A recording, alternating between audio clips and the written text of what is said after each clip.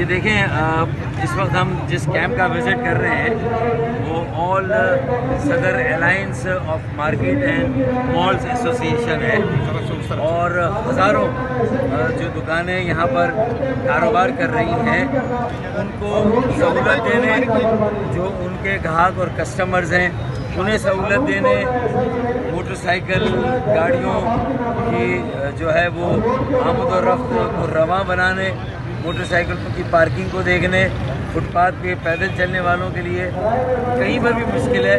तो मैं समझता हूँ कि ये एक बहुत बड़ी सर्विस है और ये एक वो पाकिस्तान है जो कि एक फलाही रियासत है कि हुकूमत अपना काम करे लेकिन मुख्तलिफ मोहल्लों, मुख्तलिफ इलाकों और मुख्तलिफ मार्केट और मॉल्स की एसोसिएशंस को खुद आगे बढ़कर इस तरह का अपनी मदद आपके तहत काम करना चाहिए।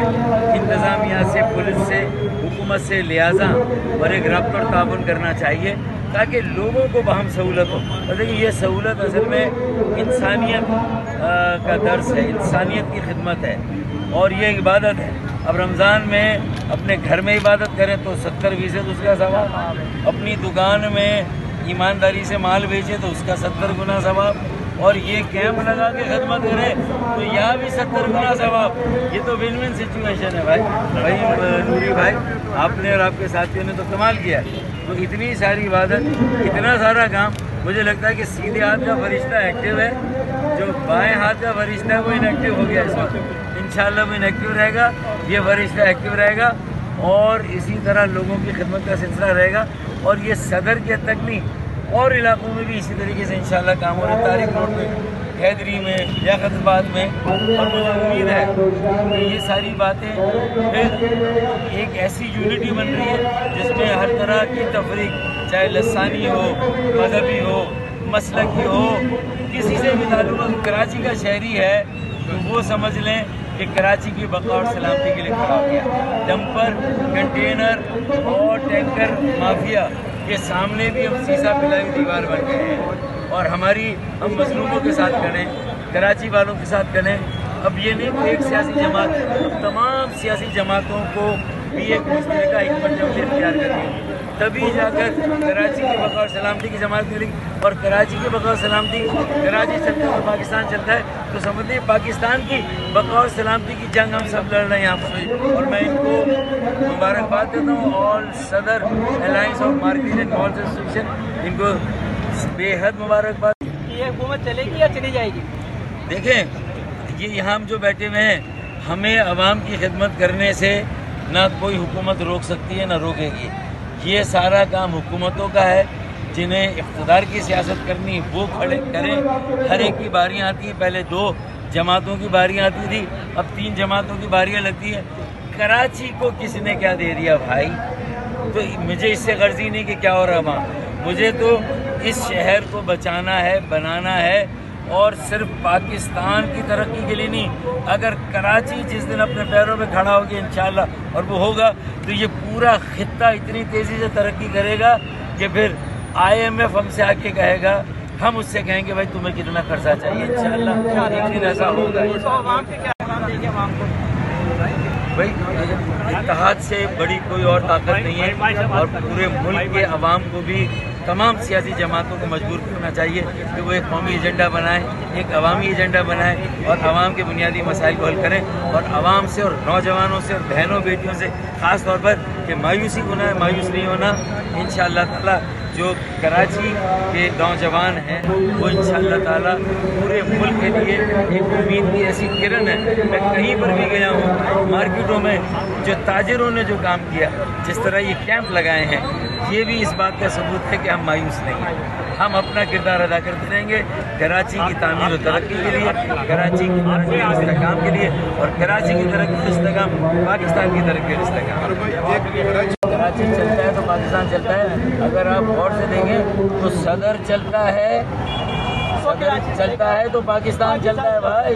अगर ये सदर का इलाका ही बैठ गया तो इनकी भी मुश्किलात, इनके मसाइल को हल करें। यहाँ जो इनके इंतज़ामी मसाइल हैं, जो बदअमनी के लॉ एंड ऑर्डर के मसाइल हैं, जो दीगर मसाइल निकासी के आपके वो सारी चीज़ें, जो कचरा उठाने के, पानी के, ये सारे मसाइल इनके भी हल होने चाहिए। तो जो टैक्सों का बोझ है ताजिर और कारोबारी बरादरी पर, अभी मैं सुनकर आ रहा हूँ मोबाइल मार्केट वालों ने वो 955 अरब रुपए का टैक्स 2023-24 में उन्होंने 955 अरब 1,000 अरब का टैक्स दिया। एक मार्केट 1,000 अरब जो मोबाइल की असेंबली होती है। और उन्होंने बताया कि जो PDA के अप्रूवल के लिए 1.5 लाख रुपया लेते हैं, उसकी जगह अगर वो 75,000 लें तो 50 अरब रुपया सीधा सीधा 2 दिन में हुकूमत की जेब में आएगा। आसान काम करें। पूरी दुनिया में मैं जाता हूँ अपना मोबाइल लेके, दुबई की सिम डाली, कोई टैक्सी कोई दुबई की जो है वो टेलीकॉम अथॉरिटी ने जो मुझे रोकी, पाकिस्तान में ये रेगुलेटरी अथॉरिटियाँ बना के बिला वजह टैक्स 1.5 लाख लगा लिए। अच्छा चले महंगा फ़ोन है ना 500 डॉलर का, तो वो तो फिर भी टैक्स दे देगा 1.5 लाख का, है ना। लेकिन सारा 20,000 का फ़ोन लिया किसी ने, गरीब आदमी ने, वो 20,000 की ड्यूटी दे, कहाँ का इंसाफ है। क्योंकि ये मसाइल इंशाल्लाह हम बजट शैडो बजट दे रहे हैं।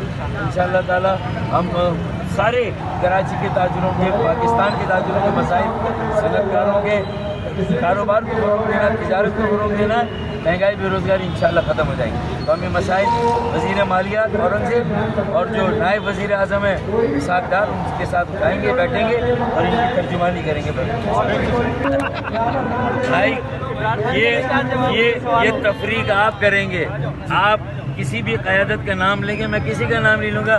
मैं अहालियान कराची की तरफ से पाकिस्तान की तमाम सियासी जमातों के कायदीन और अकाबरीन को ईद की पेशगी मुबारकबाद भी दूँगा और उनसे ये तवक्को रखूँगा कि वो अपनी ज़िद और अना को एक तरफ रख के एक कौमी एजेंडे के लिए सर जोड़कर बैठकर काम करें और कराची को बचाने की फिक्र करें।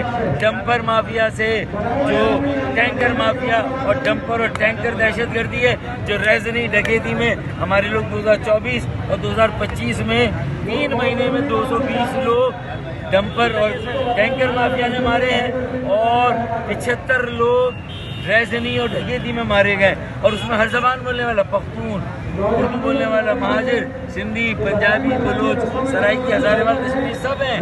तो मजलूम और जालिम का फ़र्क वाज़ेह हो गया। अब जालिम अगर अपने 24 घंटे ड्राइवर से काम लेते, वो मंशियात और नशे के आदि हैं, गैर तरबियत याफ्ता, गैर लाइसेंस याफ्ता, तो फिर उन्हें खुली छूट है। और सिंध की हुकूमत और इंतज़ामिया और पुलिस, उनके ऊपर जिम्मेदारी है। उन्हें आगे आकर रिपोर्ट देनी चाहिए, इंसाफ करना चाहिए, कातिलों को गिरफ्तार करना चाहिए, मुकदमा बनने चाहिए और जो लोग मुतासरीन हैं उन्हें मुआवजा देना चाहिए, उनके ज़ख्मों पर मरहम रखना चाहिए। हुकूमत सिंध के अकाबरीन को भी मुतासरीन के घरों पर जाना चाहिए, जैसे गवर्नर सिंध जा रहे हैं, जैसे हम लोग जा रहे हैं, उन्हें भी जाना चाहिए। और हमारी बातों को तनकीद ना समझे, हम दाना दोस्त हैं आपके, हम आपको रास्ता दिखा रहे हैं कि इस रास्ते पर चलें, कराची को ऑन करें, कराची के ज़ख्मों पर हम मरहम रखें, मज़ीद ना कुर्चें खुदा के लिए हमारे ज़ख्मों को। कुछ देर की खामोशी है, फिर शोर आएगा। बाकी सबका वक्त आया है, कराची वालों का कौन आएगा। पाकिस्तान